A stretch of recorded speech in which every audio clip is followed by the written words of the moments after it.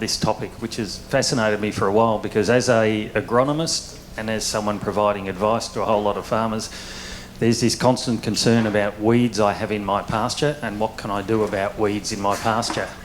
And in a lot of cases, the weeds are a valuable source of feed, and actually removing them has limited value apart from you wanting to spend some money and making your pastures look a bit prettier.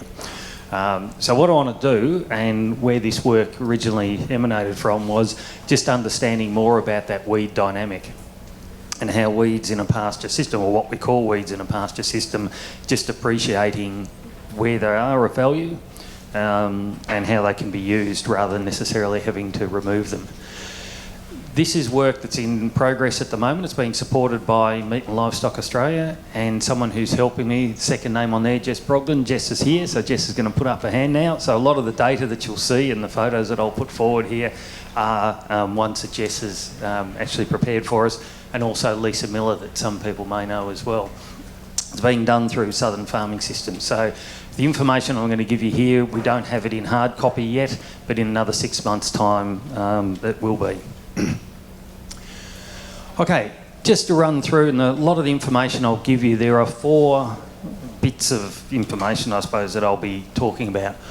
And so there are some terms that we need to understand. The first one is around digestibility, and I'm sure people have heard the term digestibility, but basically what it means is the proportion of the fodder which is retained by the grazing animal.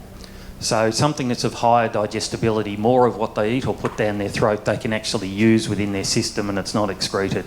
So basically, higher digestibility means you get greater value out of it. The second one, which is interchangeable, is a thing called metabolisable energy. And in a lot of cases, limitations in our animal system is based on not having enough energy in the system. So energy is actually driving the performance of those animals. And there's a direct relationship between metabolisable energy and digestibility. Rough rule of thumb is if something's 70% digestible, it's roughly 10 megajoules of metabolisable energy. And it goes up and down by about 0.8 of a megajoule of energy for every 5%. So if something was about 75% digestible, in rough rule of thumb, it'd be about 10.8 megajoules of energy. So it goes up and down on that basis. And so really important when we want to understand where the weeds fit into it and the value that those weeds might have is understanding what energy or what the digestibility of that feed is and where that sits in comparison to the pasture that you're growing or the desirable species that you've got in your pasture. Third term is around crude protein, and again, I'm sure people are familiar with the term protein. It's called crude protein because it not only includes the proteins that the animals can directly digest, but also includes things like nitrogen and urea and things like that are picked up in the protein as well, and that's why it's called crude protein. So I'll be showing you some results around the protein in these weeds as well. And the last one relates to fibre. Some people probably heard the term NDF, or neutral detergent fibre. It's basically the cell walls or the structure of the plant that the animals digest. And so the more the fibre increases, the slower it is for it to be processed and pop out the rumen so that they can eat some more. So things that have got higher fibre or fibre limits or regulates intake, how much an animal can eat. Because once they eat it the first time and their gut's full, they can't eat any more again until that gut empties out or their rumen starts to empty out. So the amount of fibre that's in it is really important as a determinant of how quickly that goes through the rumen and therefore how much more they can eat. So there are 4 terms that I'll be talking about when I go through the different weeds that we've got. Okay, some of the measured levels around those terms. Typically digestibility is in the range of about 85% at the top end of the scale to around about 30-35%. Okay, it's not 0 to 100. Okay, that's the sort of range that we'll be talking about. From feed tests, they have a simple 3-step category. They talk about high quality feeds being above 65% digestible and low quality feeds less than 55% digestible. So when I talk about these weeds and where do they fit in from a digestibility point of view, I'll refer to them sometimes as just as high quality feed or low quality feed. From a crude protein point of view, most people will be familiar with these. Dry sheep needs about 6 or 8% protein. A an animal that's lactating and therefore putting some protein into milk needs about 8 or 10%, and a growing animal, because it's putting down muscle and things like that, it needs about 12 to 16% protein depending on how fast it's growing. If an animal eats excess protein, as you probably know, it's got to get rid of that excess protein because ultimately it'll poison itself. If it doesn't get rid of that nitrogen, it uses energy to do that. So super high levels of protein can actually have a detrimental effect on overall performance because they're actually using some of that to remove excess nitrogen out of their system, and they use energy to do that.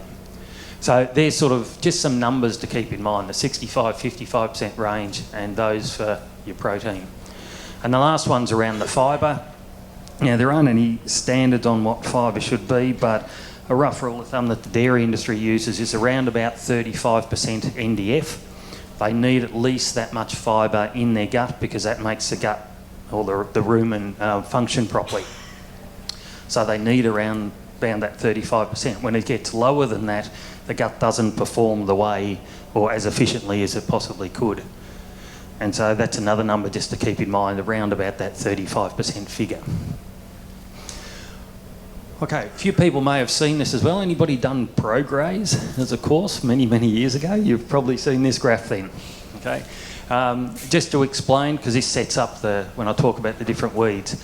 This is April to March, so the typical sort of annual season that we would have in this part of the world, in Victoria. This is digestibility up here, and on the other side here is metabolisable energy. And you can see that rough relationship between 70% digestible and about 10 megajoules of energy. If we follow that line along the top, around April, May, when things are actively growing, sort of period that we're in now where things are growing leaf and not much stem, we're sitting around this 80% plus digestibility in that in our pastures. When we get to about September, October, and we get to this early and mid-flowering where things start to run up to head, you get that decline in quality, and that declines and continues to decline until we get these dry stalks around about March before the autumn break. So any dry material you've got left, you're sitting around that 45 to 35% digestibility over that period. And that's typically the sort of cycle that we get with our pasture systems as far as quality goes. The top line represents more of what I call high quality species in that mix. The bottom line, as it says there, has got more volunteer species in it that are of poorer quality. So somewhere in between those two lines, which is the black bit there, is representing the sort of quality that we could expect during the year.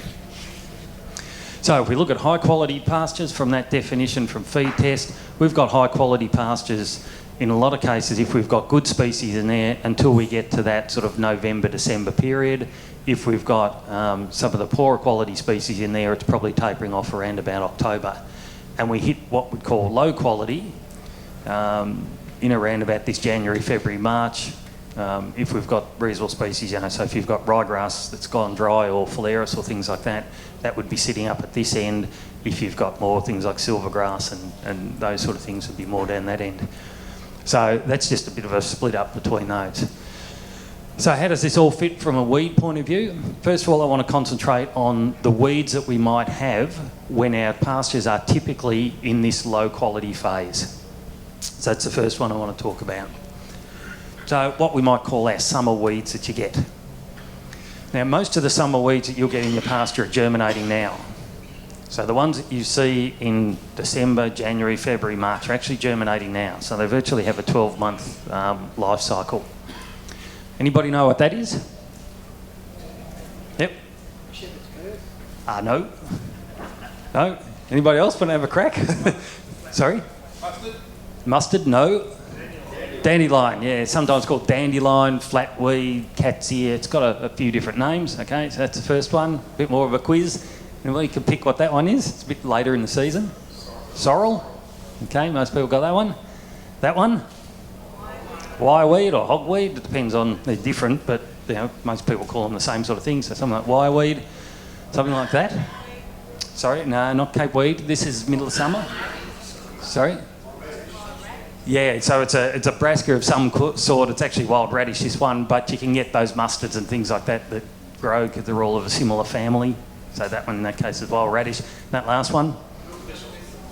Oh, it's milk thistle, sow thistle, yeah, different names. That's right. I'm happy to accept all of the above. Okay, these are 5 weeds that I just want to follow through. Jess has done, I don't know, 25 of them or something. So there's a huge list of them here. I'm not going to go through all of them, but I'm just going to show you some of them because I think they show the differences in some of these weeds, and so some of the key sort of principles that I want you to take away, or key messages to take away from this.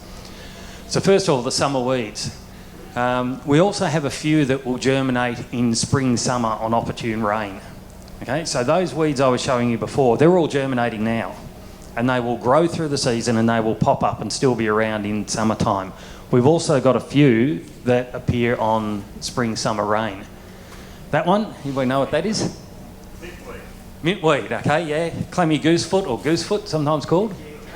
Yeah, clammy goosefoot, yeah. So it's got a few sort of different names around the traps, but yeah, that's what it is. Sometimes called mintweed. Depends on which part of the world you come from, which school you went to. Okay, that one? No, not nightshade. Fat hen, beautiful, well done. Okay, so that's fat hen.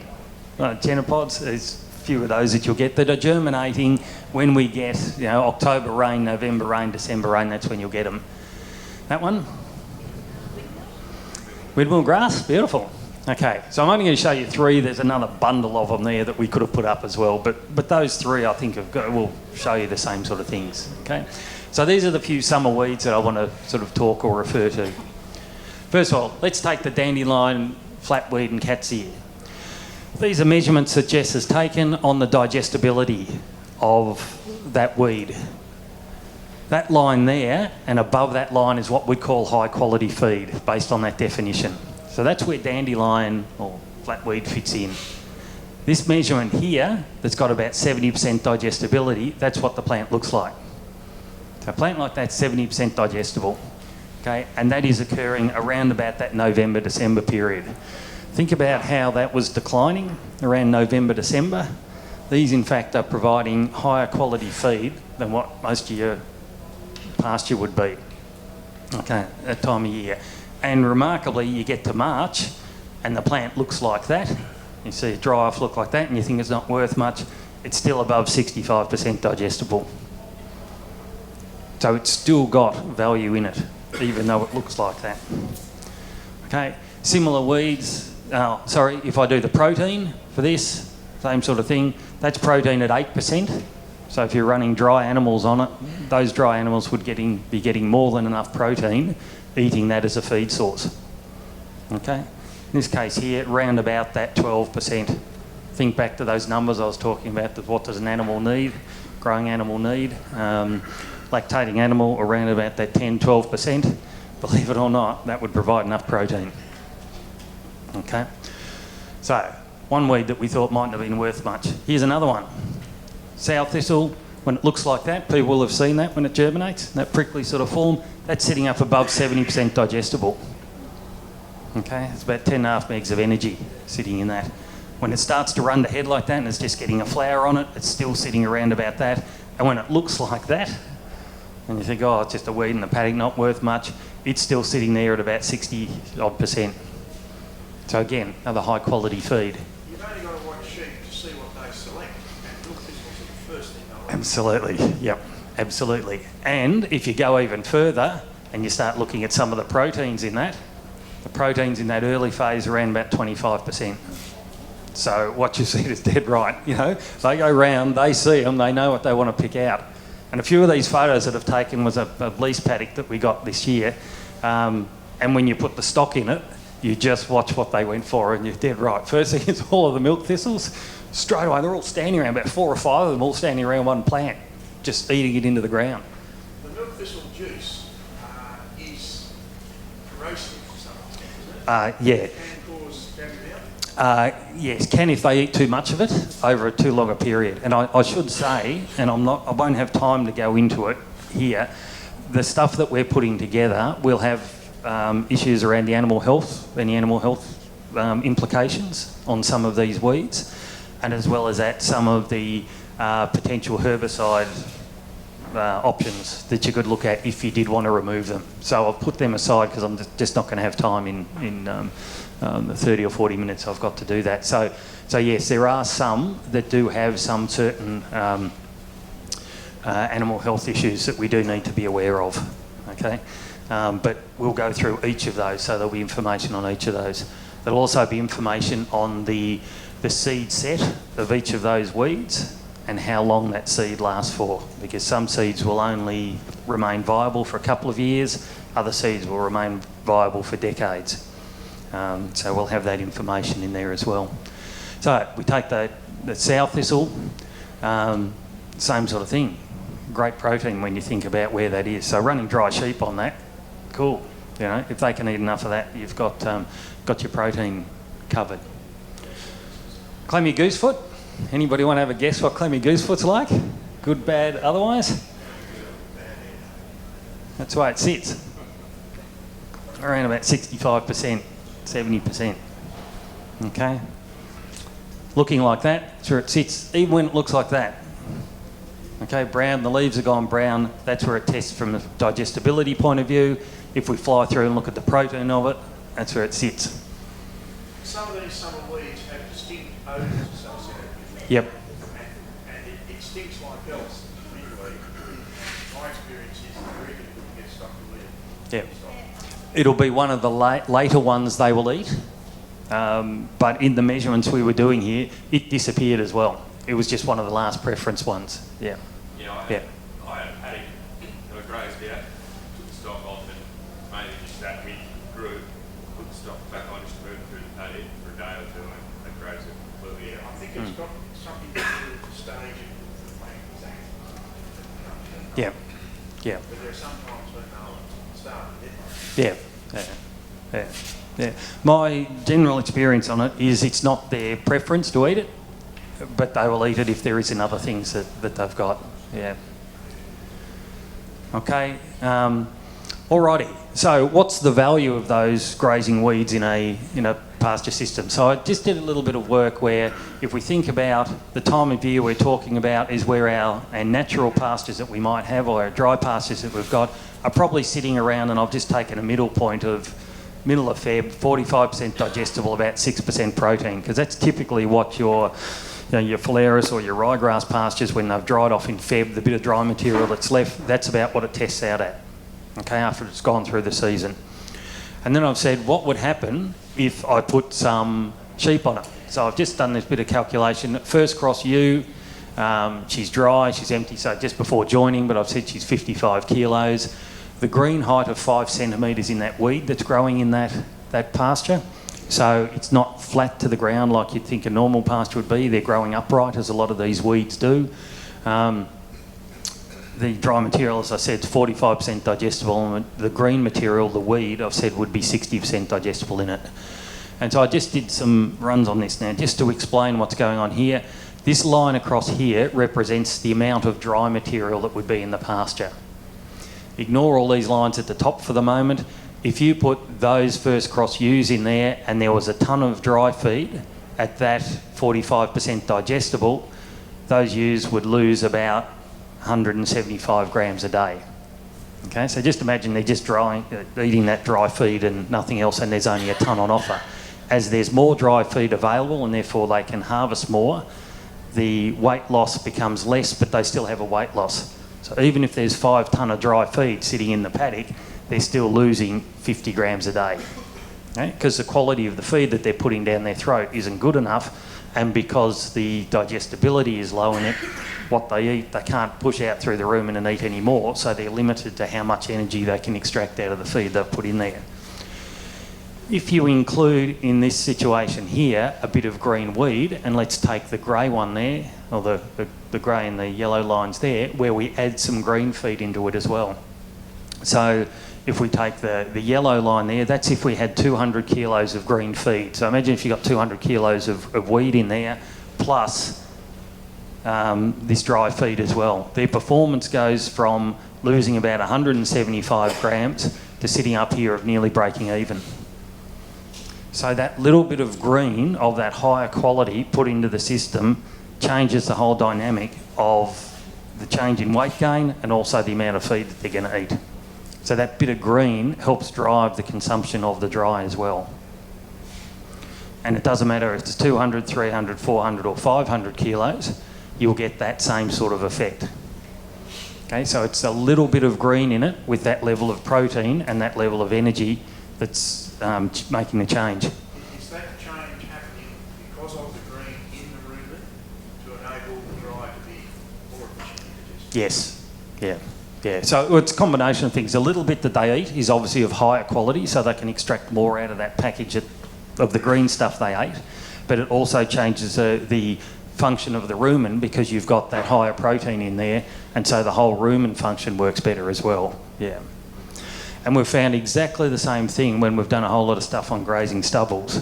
If we've got a little bit of green pick in stubbles, the performance is very, very different to if they're just on dry stubble without any green pick in it. So where there's no green, it's possible to supplement just a few litres. Yes, yeah. Keep the rumen. Yes, yeah. So adding that protein and adding that little bit of extra energy into it changes what they eat in from a dry point of view, or the performance on a dry point of view. So the idea of this graph was really just a simple way of saying, if we've got that bit of green weed in it, is it worth anything to it? Yes, it's worth quite a bit to us as far as animal performance goes. Now, obviously, if they go into a paddock and there's a couple hundred kilos of green feed and within 3 or 4 days they've eaten all that green feed, then you're going to start to drop down to here again. But while that green is in there, there is some value in it. Any other question? Say they eat the green in 4 days. Is there a two-day lag? You know, I know we took... Yeah, there's a transition of as the bugs change over. Yes, yeah. So this calculation I did, I just said that the green was like that, the dead material was like that, and the rumen was functioning okay. Yeah. I sort of mean if they run out, if they eat it all in 4 days, does that protein, how long would that protein stay in the gut to enable them to continue to... No, the protein moves through pretty quickly. Yeah. So it doesn't stay weeks in there after they've eaten it. No, so this performance is almost like on a day-by-day basis. How much green have I got there and what might I be getting out of it?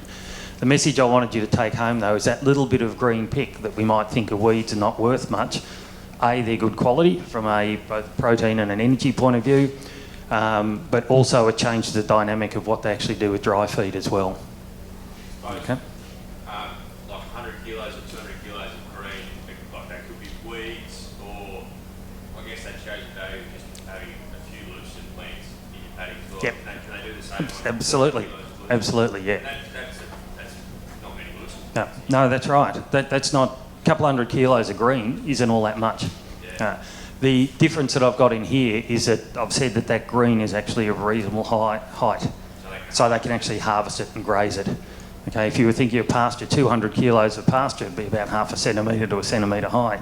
Animals trying to bite that don't get much, but when the plants are sitting upright, as a number of those weeds are, they're much easier for the animal to harvest. The assumption would be similar with lucerne to stand If the lucerne's standing up, yes. If those shoots are sitting up, yes, it is.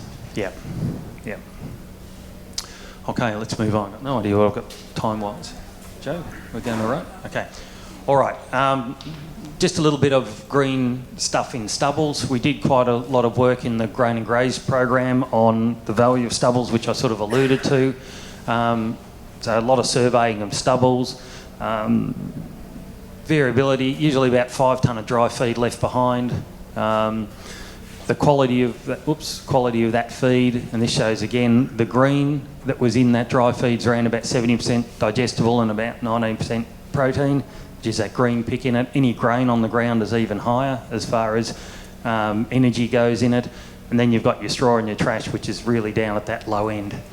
So this is an average of probably about 40 stubble paddocks that we surveyed over time. What we learnt from doing that the livestock performance, and we did a lot of trials on weighing stock in and out of stubbles, but it fits this weed thing, is around the livestock performance is linked to the amount of grain and green feed on offer. And this is a example where we're weighing on a weekly basis. So up here is the amount of green and grain that we've got in the system. On here is the live weight gain of those animals. And as you can see, when they go in there, they gain weight that might be a little bit gut feel, but you can see that they essentially gain weight up until a point where the green and grain drops off to a certain level. So where we've got a lot of green and grain, the live weight goes up fairly quickly. As they keep eating into that, they get to a certain point there and all of a sudden there's a tip over. And so those animals don't just keep gaining weight and then slow down and slowly taper off. They're either gaining weight or they're losing weight. And that tip over is really, really quickly. And exactly the same thing would happen when stock are grazing weeds. And when the bit of green is in there, you'd be getting that performance. As soon as that green goes, that performance will change quite dramatically.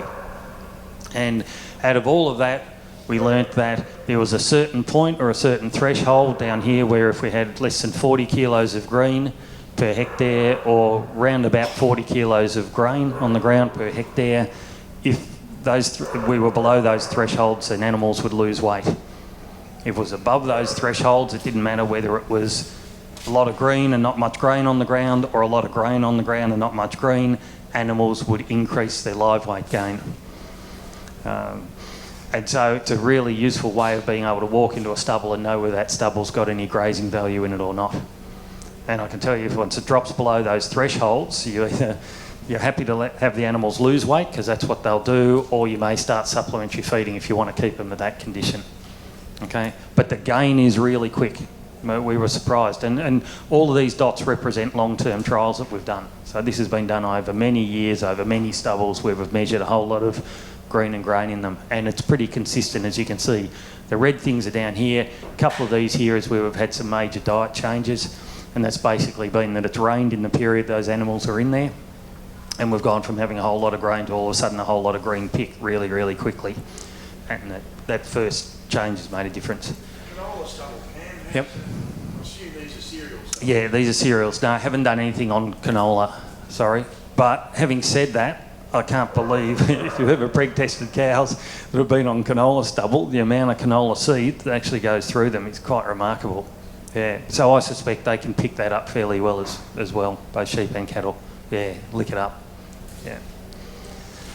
All right, and so the rough rule that we use is that if you've got 40 kilos of grain, as I said, 40 kilos of green shoot, then that's enough to tip over and be in a positive position rather than a negative one.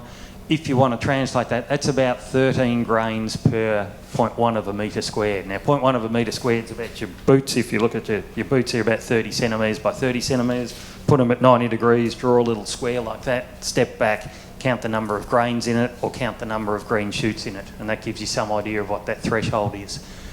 For other pulses, the equivalent of that is about 4 lupins on the ground in that little square, a couple of chickpeas or field peas, or about one faba bean is about all you need to find in that square there, and that'll be enough to keep them above that threshold, okay, of those points. That's what 40 kilos of green looks like. Okay, so if we were thinking of our weed, something that's got about that level of green in it is all you need. That's where that threshold sits. Okay. All right, just want to finish off with a couple of winter weeds, because the winter weeds is a slightly different story, because before we were talking about weeds down here, I now want us to move and think about weeds that are here competing against pasture when the pasture's of high quality, okay, and how some of these weeds sort of fit in. So, your winter weeds generally germinate autumn-winter, so this time of year. What's that? Barley grass? Okay, you should have cracked that one. All right, that one. Winter grass or poa. Okay, it's a little bit hard to see, so I'll give you the benefit of the doubt on that. That one, it's a bit easier. Silver grass, because it's got out and head. That one, cape weed. We can't get cape weed, we're in strife. All right, and that one. Mallow, yeah. Okay, so we can pick all the winter ones pretty well, and that's good. Common, you find in all these, typically in pastures that we've got competing for other stuff. So let's have a look at barley grass. Where does barley grass sit? Barley grass has a digestibility up until about September, October of about 80%.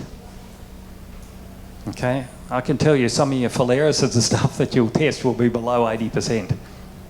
Okay, so while it's in that leafy vegetative stage, it's actually high quality feed, and as people would probably know, germinates early in the season and gets away fairly quickly. Okay, If we look at something like silvergrass, slightly different story. Okay, so a silvergrass, when it first sort of gets going, when it's still leafy, it's not too bad, but as it starts to, so I should say the scale's slightly different here, that's October, November, December, it's of lower quality. So of the weeds we've got growing in winter, your barley grass is higher quality and stays higher quality for longer than what something like silvergrass does. Silvergrass will decline quicker from that point of view. Okay, and fits into the what you might call the low quality category by the time you get to around about November. That's where it's dropped to. Okay, capeweed. Anybody want to have a stab at where capeweed you reckon might fit? About there. So it sits in the high quality feed from a test point of view or from a digestibility point of view. And marshmallow fits up there. Okay, I've seen animals go into a paddock and they find a bit of mallow and they eat all the leaves off it and leave the stems behind. Okay, that's because when you start to look at some of the quality there, that one might be a bit of an aberration, but all of these are sitting around that 75, 80%. So it's not as though they're not picking out the weeds because they're lower quality than the other stuff that's growing there. In some cases, it's probably higher quality than the desirable species that you've sown. And that's why they'll pick them out and eat them. So if you think about it, it adds to the feed source. Yep. That barley capeweed. Yep. You've got no, from May and June, you've got no, Yeah.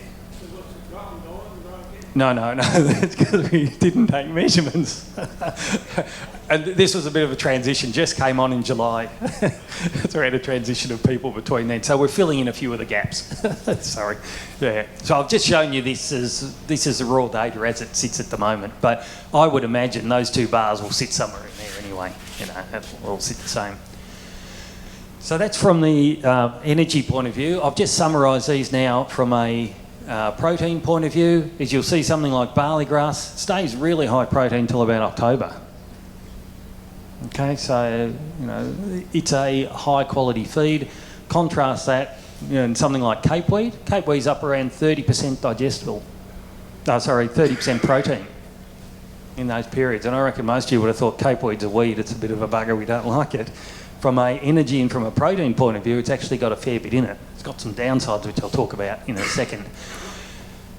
Something like marshmallow, look at the proteins in that. December, it's 20% protein. Okay, and these have been tested multiple times, and these are the results we're coming up with. Includes some stem, yeah, some stem in that as well. I suspect, though, that where you see marshmallow quite often is on fertile areas. Yeah, they might be around sheep camps and things like that, and I imagine that protein's a bit higher because it's actually high nitrogen, and it's sort of picked that up and turned that into the protein on it. And if you then look at silvergrass, as you can see, the protein's a bit lower as well. A couple of other things I just want to touch on to finish off. One is around fibre. So remember that figure that I had for fibre, which was around about 35%. We want to try and be above 35% for active and good rumen function. If you look at something like capeweed, and we're hitting around about that 35%, you can see in a lot of cases that the capeweed doesn't make that grade, or it's just on the borderline. And I think that's part of the reason why when you see animals that are grazing capeweed, we do sometimes get some animal health issues, put nitrate aside, but some animal health issues just on the general function of animals grazing lots of capeweed because of the fibres just on that borderline of is that enough for the rumen. Yeah, so you can add other things into it, yeah. But just thinking of it as a weed, separate as an individual weed, energy, protein, pretty good, fibre on that sort of dicey side of it, okay? And mallow sometimes can do the same sort of thing. It's on that sort of dodgy sort of area where typically the things like our barley grasses and silver grasses, you graze barley grass, you generally don't see those digestive upsets in that early stage on barley grass, and the fibre sits about right. Okay, that's why it's high quality, but it's above that threshold of 35. Last one I'll show is just the water content, and I'm sure everybody's familiar that when you've got green feed in that, it's got a fair bit of water in it. Typically in the middle of winter, it's 80-85% water. So when we say a kilogram of green feed's actually only 150 grams of dry matter because it's 85% water, and it's why animals, if they can be fully fed at that time of year, don't need access to water because they get more than enough water that they need simply by what they eat, and they've got to get rid of. The reason why I put the water content up is that anybody know where water's extracted out of the animal? Large intestine. Large intestine is one, and the third stomach is the second one. So there are two spots where the animal, if you like, can suck out water as it passes through before it's excreted out the other end. And usually once it gets above about 85% water, those animals have trouble extracting all the water out of it before it passes through. So in other words, if something's above 85% water, then it'll tend to be runny when it comes out the other end because you can't extract enough water out of it. And I've just put these four up just as a bit of an example of that. So if we look at something like capeweed, you've seen animals eating capeweed and it all squirts out the other end. Look at that, you're 90+% water in it.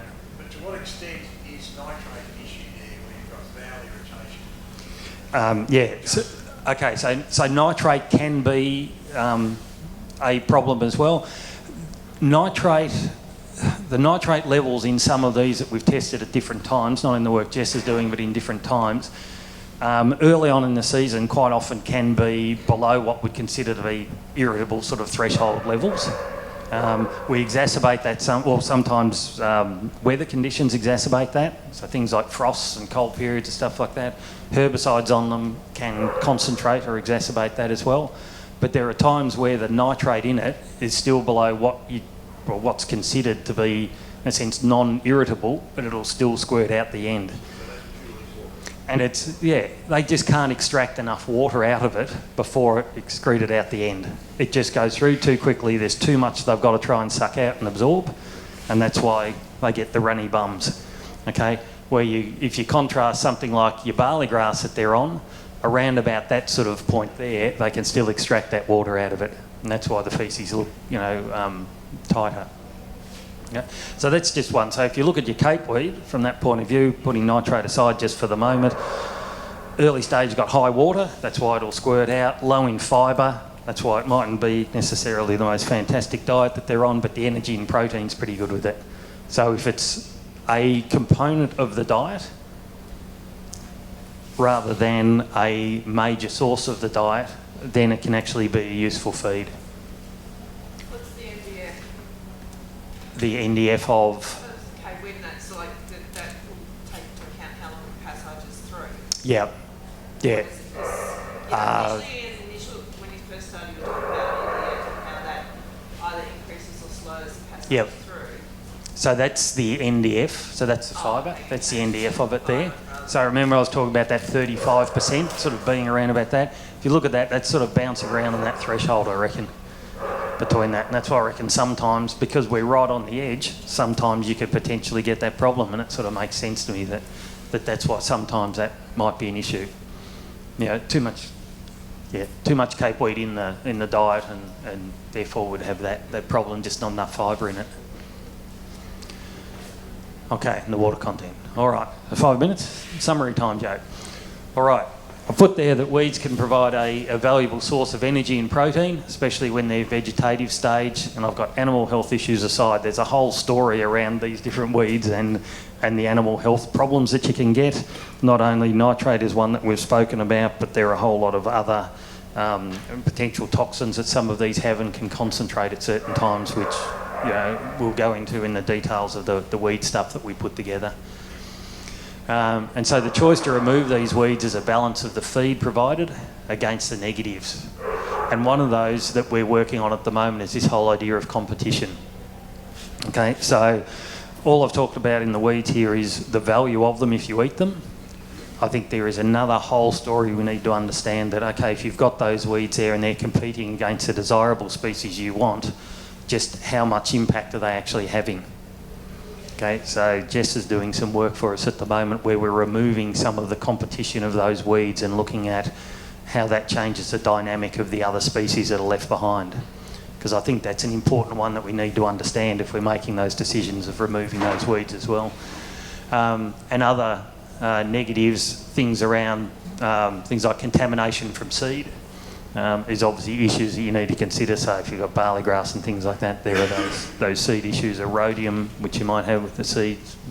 Those sort of things need to be taken into account. And the last one in the whole weed management is just keeping in the back of your mind this idea about seed longevity, or how long those seeds will remain viable once they've been set. Because I've seen lots of cases where people have tried to remove certain weeds out of a system, and 2 years later they're all back again. And they think the weed control failed. The weed control actually worked really well. It's just you've got a seed bank of 10 years of seed sitting there, and it's just going to keep germinating year after year. So understanding that whole life of the seed that you've got there is really important when we're making those choices of weed removal. And that also will be in the stuff that we're putting together. And the last point, this work will be available through the MLA feed-based adoption program. So in the next 6 months, all of this will be available in multiple sources. That's where I'll finish talking, but I think there's a couple of questions. The heliotrope. Yep. Just we're going to mention that, toxicity issues. Yeah. So yes, really hard to control, and yes, has toxicity issues. So heliotrope is one of those weeds that I'd be removing as a weed. Yeah. What name is onion grass? I didn't put onion grass up there, but onion grass, if you can remember off the top of your head, Jeff, but the NDF in it, so the fibre in it was up around 60% in the middle of once it's germinated. The energy is around about 8 or 9 megajoules, I think it is. And the protein's pretty low as well. So it's got everything going wrong for it. Yeah. And that's the reason why if they eat it and it gets caught in the guts, it doesn't digest and go out the other end, because the fibre is just so high in it, just rolls around in the guts. Yeah. Authorised by Victorian Government, 1 Treasury Place, Melbourne.